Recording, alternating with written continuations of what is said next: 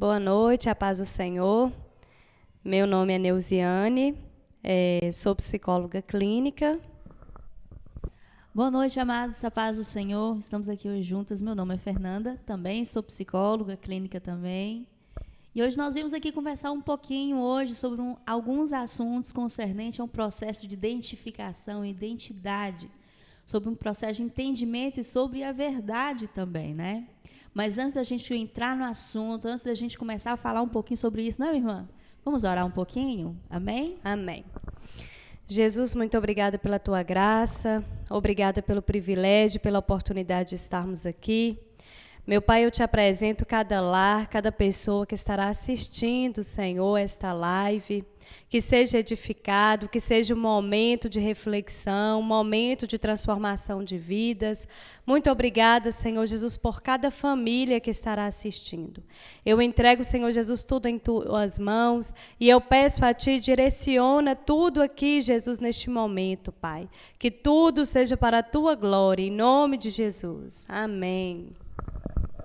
Bom, existem muitos contextos aí que hoje estão causando muitas questões e questionamentos, né, em nossas vidas. Mas, pautadas naquilo que nós cremos, isso é um ponto central no que nós vamos detalhar aqui, pautadas naquilo que nós cremos, eu gostaria que você abrisse aí a sua Bíblia no livro de João, no capítulo 8, do versículo 31 ao 36. Vai lá, pega a sua Bíblia, abre aí e vamos embora dar uma entrada dentro desse contexto aí para a gente entender algumas questões nas quais nós viemos debatendo, discutindo em nosso dia a dia, mas vamos embora fundamentar na palavra de Deus, ok? Diz assim a palavra do Senhor em João 8, a partir do versículo 31. Disse, pois, Jesus aos judeus que haviam crido nele: se vós permanecerdes na minha palavra, sois verdadeiramente meus discípulos, e conhecereis a verdade, e a verdade vos libertará. Responderam-lhe: somos descendências de Abraão, e jamais fomos escravos de alguém. Como dizes tu, sereis livre? Replicou-lhe Jesus: em verdade vos digo, todo que comete pecado é escravo do pecado. O escravo não fica sempre na casa, o filho sim para sempre. Se, pois, o filho vos libertar, verdadeiramente sereis livres. Esse contexto quem fala é Jesus, e Jesus, ele basicamente vem falar sobre a sua própria identidade, aquilo que ele é em toda a sua integridade. Eu sou o caminho, a verdade, e só nele de fato há a vida. Né? E aí, esse contexto, essa palavra, ela vem dizer algo muito que nós estamos discutindo hoje em dia, diante de muitas ideias que estão surgindo e confrontando a nossa identidade, aquilo que nós pensamos e aquilo que nós queremos. Eu vou detalhar sobre uma pessoa que ficou buscando a verdade no seu ciclo de vida. Um conceito filosófico, eu vou falar de Sócrates. Sócrates, só para você ter ideia, ele basicamente criava conceitos e propostas filosóficas, mas ele agia de uma maneira muito simples na sociedade. Ele chegava na rua, da maneira dele de ser, e perguntava para as pessoas: ei, me diga aí, qual é a sua verdade? O que você acredita que é a verdade? E aí, Sócrates, basicamente, ele entrou em crise, inclusive crise de identidade sobre esse contexto. Sócrates, ele dizia o seguinte, que a verdade não é propriedade de nenhum homem. E o homem está numa busca incessante por ela. E ele diz o seguinte, algo que me lembra bastante o apóstolo Paulo. Ele diz o seguinte, Sócrates: a vida não refletida não vale a pena ser vivida. Diante dessas questões que ele mesmo levantava e debatia com a sociedade, Sócrates causou muito burburinho e incomodação na população. Resultado, Sócrates foi condenado à morte. Mas antes mesmo dele sofrer a consequência da condenação, ele deu cabo da própria vida. E ele finalizou a vida no seguinte: ele procurou tanto a verdade, que ele não chegou a um contexto final. Eles simplesmente perguntaram para ele: e aí, Sócrates, qual é o entendimento que você tem sobre a verdade? Seguinte, Eu só sei que eu nada sei. Assim ele finalizou a sua vida. O que eu entendo dentro do contexto da vida do Sócrates, que viveu 400 anos da vida de Cristo? Sócrates estava em crise. E é basicamente isso que hoje nós vivemos, não é isso, minha irmã? A crise hoje de identidade, uma crise de conceitos e de ideias, estão confrontando as nossas vidas. Estão confrontando os nossos lares, as nossas casas, as nossas famílias e as nossas crianças. Engraçado que todo conceito que a gente vive, observa e vê, cada fase da nossa vida reage de uma forma. Os mais velhos olham para aquele conceito que se apresenta e dizem: o que é isso? Como é que é isso, essa questão? Opa, não é bem assim não. Já logo coloca até mesmo não. Os mais novos analisam e pensam: eu vou me adaptar. Já os mais novinhos, os adolescentes e as crianças, eles não têm como questionar. Por quê? Porque eles estão em uma fase de recepção da informação. E aí nós vamos conceituar um pouquinho sobre crise de identidade aqui, só para você entender como é que cada fase lida com as ideias apresentadas às nossas vidas. Como é que é, minha irmã? Fala um pouquinho aí dessas crises. Na verdade, Fernanda, antes da gente falar um pouco sobre essas crises de identidade, né, rapidamente eu vou falar sobre o que Piaget traz para a gente, né? Ele fala que a criança ela passa inicialmente por 4 fases. Né? A primeira fase, que a duração é de 0 até os 2 anos, que é a fase sensório-motor. Nessa fase, a criança ela percebe o mundo através do cheiro, né? Através dos cuidados, através do carinho que aquele meio social, que a família tem com ele. Né? Até chegar no processo que ele vai começar a enxergar, começar a andar, começar, né, a querer balbuciar. Então, essa é a primeira fase, a primeira etapa.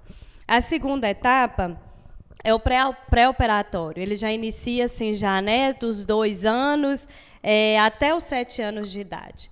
Essa idade, a criança ela já começa a tornar capaz em muitas áreas. Né? A criança ela começa já a ter um envolvimento na escola, ela começa já a passar por aquele processo de separação dos pais, né, para ir para a escola. Então, é um momento que a criança ela começa a se descobrir em muitas coisas. E, assim, é um ponto característico dessa fase, que a criança, ela, nesse momento, ela é muito individualista. Né? Então, é importante a família, o meio social, né, a escola, trabalhar nessa fase a questão da empatia, do trabalho em equipe, né, de estar junto com essa criança para ajudar nesse momento do desenvolvimento. Né? E a próxima fase, que é a terceira fase, é o operatório concreto, que é dos 8 anos aos 12 anos. Nessa fase, a criança já querendo ser adolescente, ela já começa a trabalhar muito assim na questão da exatidão, de querer agir de maneira mais exata, né? De se posicionar, de se posicionar, de querer ter algumas opiniões, né? Ser dona do próprio mundo. Isso. Aí a criança ela já está assim, já querendo ser meio adolescente. A criança que consegue ter mais habilidades em questões matemáticas, ela vai começar a fluir mais nesta etapa, né? E a próxima fase, e o último, é o operatório formal, que já é a adolescência em si, né? É o momento que assim oportuno para que possamos estar ainda mais próximo dos nossos filhos, estar mais próximo dos nossos pequenos, que é o momento que eles acham que são grandes, mas não são. Né? É um momento que eles acham que são donos da verdade, mas não têm esse controle emocional. Olha a crise aí, né? Aí já começa. Os questionamentos, inclusive. Verdade. E no nosso tempo, a qual nós estamos vivendo, Fernanda, nós temos a tecnologia, né? Que está assim, bombando, como eles dizem. Né? E aí é algo muito bom, é algo assim necessário. A gente não vive mais sem a tecnologia. Só que agora o nosso momento é momento de cuidado. Sim, é um momento de cuidado. Inclusive, eu trouxe aqui um dado, né, interessantíssimo sobre a questão do acesso, por exemplo, a esse excesso de informação, inclusive que a própria tecnologia ela traz. Irmãos, vejam bem, nós não estamos dizendo que a tecnologia ela não tem valia, a tecnologia é uma arma. Né? E toda arma você tem que aprender a manuseá-la, você tem que aprender a lidar. Toda informação você tem que aprender a manuseá-la, a digeri-la, inclusive. Aí o excesso de informações, olha só uma questão, um dado muito interessante hoje no Brasil sobre o acesso à informação das nossas crianças e dos nossos adolescentes. Hoje, basicamente, cerca de 86% das crianças e adolescentes entre 9 a 17 anos têm acesso direto à internet. Né? Veja bem. E o segundo dado é o seguinte, que basicamente 82% dessas mesmas crianças, na faixa entre os 10 a mais ou menos também aos 17 anos, elas têm perfis em redes sociais. Né? É uma questão que tem que se analisar. E hoje o boom, até mesmo como a própria irmã falou, nas redes sociais está um excesso de informação que a criança tem muita dificuldade em digerir. E neurologicamente falando, tanto para a criança e para o adolescente, é muito complicado lidar com as informações. Por quê? Porque ela ainda não desenvolveu o mecanismo de filtragem dessas informações. A censura, exatamente de inibir questões que vão de encontro àquilo que para ela está sendo novo. E ela não tem como analisar, ela não tem como questionar. Esse filtro, ela ainda não está pronta. Quem é que vai ensinar essa filtragem para ela? Quem é que vai ensinar? Aí vem uma responsabilidade muito grande dos pais. Dos pais responsáveis para ensinar elas esse processo de filtragem de tudo que ela recebe. E o mais engraçado é que durante esse processo que ela está recebendo essas informações, é exatamente nesse período que ele está sofrendo sérias crises. De saber quem eu sou, para onde eu vou, e de onde eu vim. Porque esses são os questionamentos que emergem no nosso inconsciente, da nossa consciência, em tudo que a gente entende sobre vida e sobre o contexto de vida. Então, esse excesso de informações, aliado ao processo de crise de identidade que nós sofremos em várias etapas da nossa vida, imagina o que é isso no organismo da pessoa? O que é isso na vida da criança? E como lidar com essas crises? E aí a gente até mesmo finaliza o contexto aqui desse vídeo sobre um processo que os pais e entidades específicas que valorizam a família precisam entender. Os pais hoje estão tendo a necessidade de se posicionarem. De se posicionarem. E eu trago para vocês um contexto muito interessante de Paulo. Paulo, só para você ter ideia, mediante até mesmo aquilo que eu disse no início do vídeo sobre Sócrates, Paulo vem falar uma temática muito interessante. Enquanto Sócrates dizia, a vida não refletida não vale a pena ser vivida, Paulo vem falar o seguinte, porque agora vemos como em espelho refletido, obscuramente, então veremos face a face. Agora eu conheço em parte, então conhecereis como também sou conhecido. Em 1 Coríntios 13, 12. O que Paulo queria dizer com isso aqui aos coríntios? Paulo chamou a atenção à igreja e aos coríntios pelo seguinte, preste bem atenção. Não vejam as instâncias dessa terra como verdades absolutas. Preste bem atenção. Não veja a instância desse momento que é totalmente temporal e é passageiro. Condicione a sua visão àquilo que é eterno, aquilo que somente vem de Deus. E o próprio Jesus desceu da sua própria glória, esteve no nosso meio e veio dizer, eu sou a verdade. Jesus não veio se achar por aquilo que ele é, ao contrário, ele se humilhou. E ele se posicionou dentro de um contexto de uma verdade. Eu quero dizer para você que é pai, eu e a irmã aqui quero dizer para você que é pai e que é mãe, que tem aí acesso ao seu filho e que está necessitando elaborar, inclusive, uma verdadeira qualidade de vida no seu convívio com o seu filho e com a sua família. Olhe lá o excesso de informação que os seus filhos estão recebendo e que estão levando como critério de verdade. Diga, analise quem é que está mandando na sua casa e no seu seio familiar. São ideias, são contextos que estão, inclusive, batendo de frente contra princípios nas quais você mesmo prega e vive dentro da sua casa. Eu quero empoderar você, eu e a irmã Neuziane aqui, queremos empoderar você que é pai. Você aí que tem o seu filho com o celular na mão, a gente estava até conversando sobre isso. Você precisa ir lá verificar o que o seu filho está vendo. Não é isso, minha irmã? O que ele está olhando? A tecnologia hoje, né, esse excesso de informações, o que ele tem feito? Ele tem desconectado os nossos adolescentes, né, do mundo offline, que é o mundo real, e conectando ativamente os meninos no mundo online, né, que é o mundo imaginário, é o mundo em que as verdades são o que eles estabelecem, né? E aí o que acontece? Começa a ter essa crise porque os meninos começam a vivenciar uns princípios, verdades diferentes no mundo virtual. E aí ele chega em casa e ele fala assim, mas espera aí, esse princípio, isso que minha mãe fala que é errado, que não é certo, na internet fala que é certo. Fala totalmente ao contrário. Né? A internet fala que é certo. Então, assim, vai ser muito mais confortável, vai ser muito mais legal, muito mais moderno ele seguir o que a internet está ditando. Né? Então, você, né, enquanto pai, você enquanto mãe, você enquanto responsável desse menor, dessa menor, você precisa ter esse cuidado. Precisa, né, assim, assim, é uma coisa tão interessante que os meninos, eles estão tão envolvidos com o mundo virtual, que se ele chegar numa festinha de aniversário, chegar num evento social, e aí, se eles perguntar qual a senha do Wi-Fi, se não tiver Wi-Fi, não tem graça.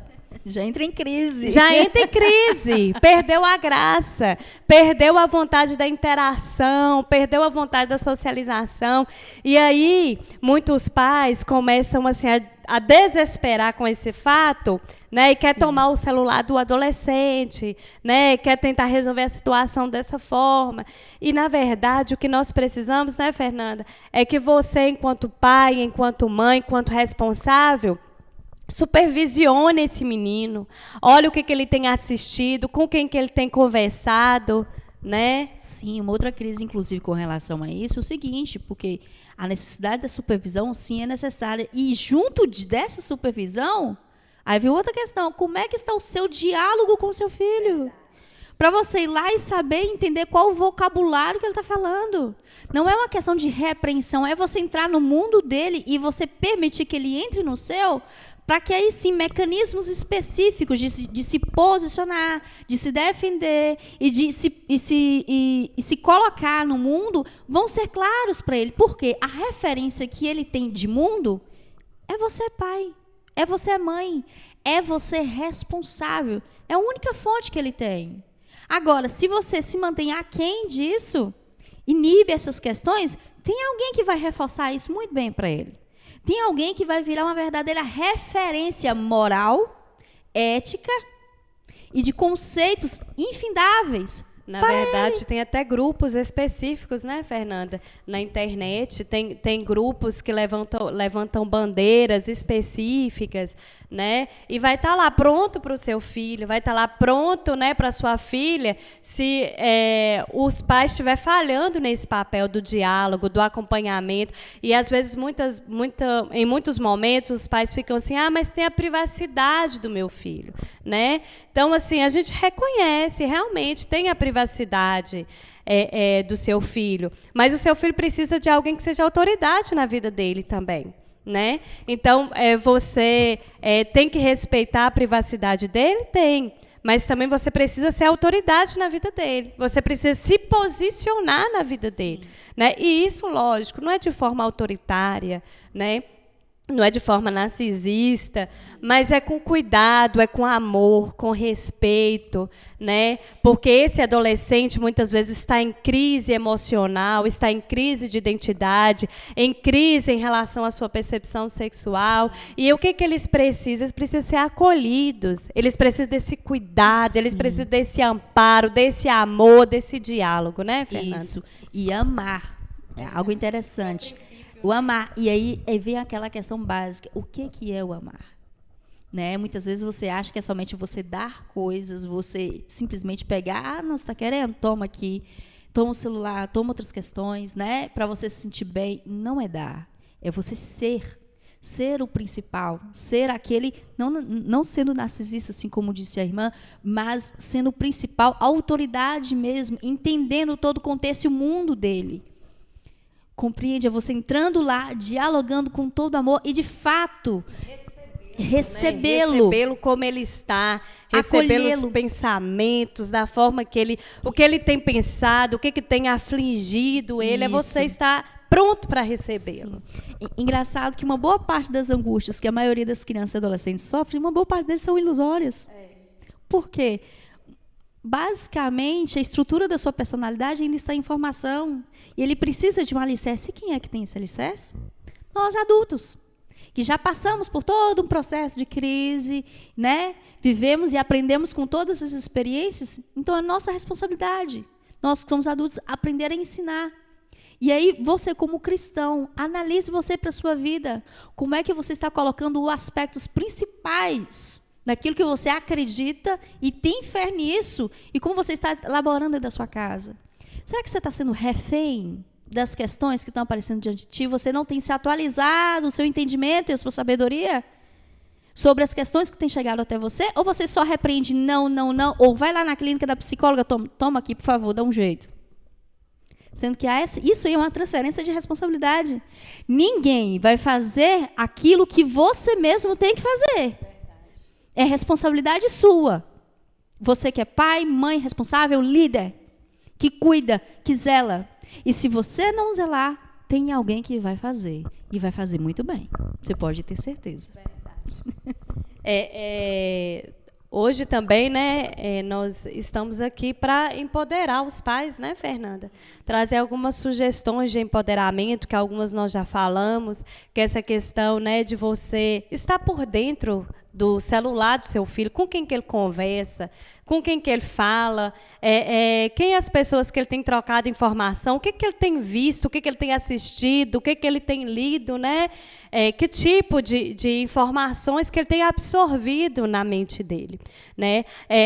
Outras formas também, outras sugestões que nós temos, você envolver esse menino em atividades físicas, em atividades de interação com o meio, com socialização, para tentar diminuir tantas horas pela internet. Porque, já devido à pandemia, eles já estão ficando muito na frente da tela devido ao ensino remoto, né? Então, o que você, pai, mãe, responsável, puder estimular esse menino, essa menina a fazer outras atividades fora da tela é muito interessante. Né? Saudável, né? É saudável, verdade. Pode deixar de ser menos sedentário, inclusive, né? Desenvolver uma melhor qualidade de vida, né? Então, pai, antes mesmo do outro chegar, chegue à frente. Vai lá, converse, dê o carinho, dê o afeto. Entre nesse mundo, sabe? Compreenda esse contexto e ajude o seu filho na medida que você puder ajudar. Nós estamos aqui finalizando, né, nosso contexto aqui que a gente está falando, e assim, essa proposta dessa valorização de identidade, inclusive no seio da criança e do adolescente, nós vamos continuar reforçando aqui, mais vezes nós vamos voltar aqui falando para você, conversando sobre essas questões, vamos entrar em questões que precisam de fato serem discutidas e analisadas com mais precisão, mas nós finalizamos aqui para você que é pai, para você que é mãe, para você que toma conta mesmo e é responsável, cuide da sua vida e cuide dos seus, zele por eles. Isso é o verdadeiro amor. Essa é a verdadeira forma de você demonstrar o verdadeiro sentido.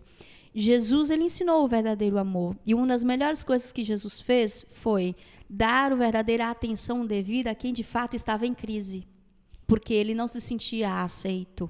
Jesus sentou no meio de pecadores, Jesus sentou no meio de ladrões, no meio de prostitutos, no meio de pessoas que realmente diante da sociedade era totalmente isolado, mal visto. E essas pessoas estavam em crises, extremas crises de personalidade e visão de vida. O que Jesus fez? Foi lá e acolheu. Não se prenda à sua religiosidade, mas tenha a sua visão espiritual do que é o outro também. É uma alma. Você tem uma visão social, uma visão emocional e também tem que ter uma visão espiritual. Assim como você é, o outro também é. E assim como você precisa buscar, ele também precisa buscar. Se um adolescente, mesmo que você não seja o responsável dele, mas ele procura um conselho e você sendo cristão, acolha, ouça e perceba. Você percebe uma criança em crise e você tem acesso aos pais ou responsáveis, chame, converse, ajude.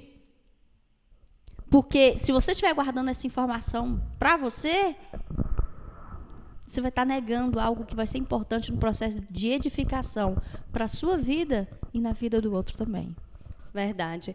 E finalizando, né, você é responsável por essa criança que às vezes está passando por um processo de crise, né, de identidade, você não está sabendo lidar com isso, procura ajuda profissional, né, Fernanda? Procura ajuda profissional para você conseguir lidar melhor com a situação, né? Coloca o seu filho para fazer esse acompanhamento, a sua filha, se está muito difícil para a família só, né? O Senhor, Ele deixou essas oportunidades na terra, deixou profissionais capacitados para ajudar a família, né? Para ajudar nesses momentos que são muito difíceis. E, mais do que tudo, né, o Senhor deixou a igreja, né, deixou o seu povo, que é a irmandade, que é um só corpo, para que possamos juntos, nós estamos aqui para receber a pessoa, a criança, o adolescente, como ela está, a forma que ela se percebe, a forma que ela se vê, isso não importa, o importante é ela querer estar presente. Né? Exatamente e isso. Nós agradecemos muito pela oportunidade, pelo privilégio de estarmos compartilhando um pouco, né, sobre esse tema. Estamos disponíveis nas nossas redes sociais, né, Fernanda? Sim. Meu Instagram é Neuziane Fernandes. O meu Psico Fernanda S. Santos, pode me procurar lá também. Estamos disponíveis, né, e agradecemos muito pela oportunidade. Agradecemos também, que Deus abençoe a vida de vocês e fiquem na paz.